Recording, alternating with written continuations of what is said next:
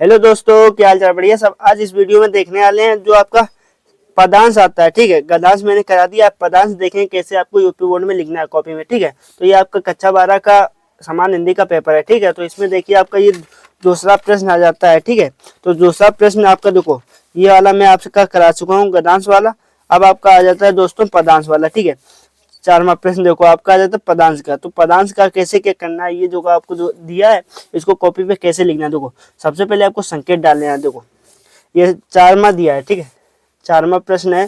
तो देखो प्रश्नोत्तर संख्या 4 डाल ली। ठीक है, इसी प्रकार फिर देखो संकेत, संकेत में क्या लिखना होता है। देखो 2 अक्षर यहाँ के वर्ड ले लेते हैं शब्द और 2 शब्द पीछे के। ठीक है, इतना समझ में आ रहा, 2 शब्द पीछे के।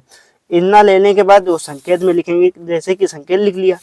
अब संकेत लिखते क्यों, ये भी मैं आपको समझा दूं।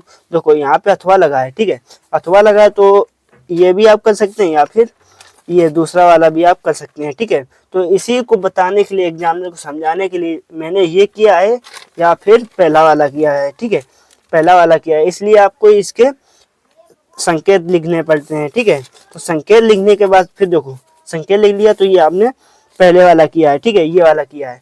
तो इसी प्रकार देखो फिर आपका आ जाता है संदर्भ। इसमें देखो आपके 5 प्रश्न आते हैं, जो कि आपका ये टोटल प्रश्न पत्र आता है 10 नंबर का। कितना आता है? 10 नंबर का आता है। ठीक है, तो ये पर क्वेश्चन आपके 2 नंबर के होते हैं। और इसमें देखिए कैसे क्या, पहले ही आपके कहता है उपयुक्त पदांश का संदर्भ लिखिए।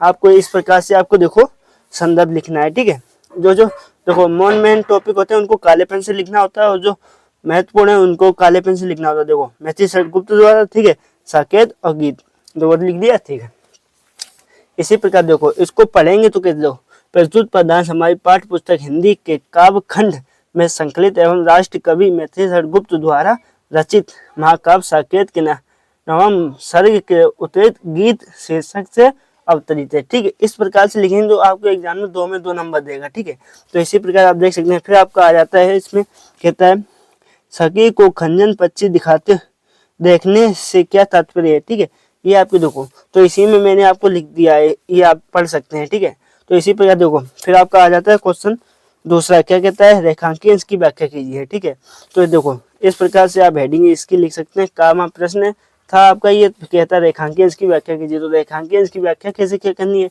देखो जो आपकी रेखांकन की व्याख्या जहाँ पे ये अंडरलाइन है, ठीक है, अंडरलाइन उसी की आपको रेखांकन की व्याख्या करनी होती है इस प्रकार से। ठीक है, जैसे मैंने आपको करके दिखाई है, रेखांकन की व्याख्या यहाँ तक है। ठीक है, इसी प्रकार इसमें देखो आपका फिर आखिरी प्रश्न आ जाता है नयन और कमल शब्द के 2 पर्यायवाची लिखने हैं। ठीक है, नयन और कमल शब्द के 2 पर्यायवाची लिखने हैं। तो इसमें देखिए कैसे क्या आपको लिखना है।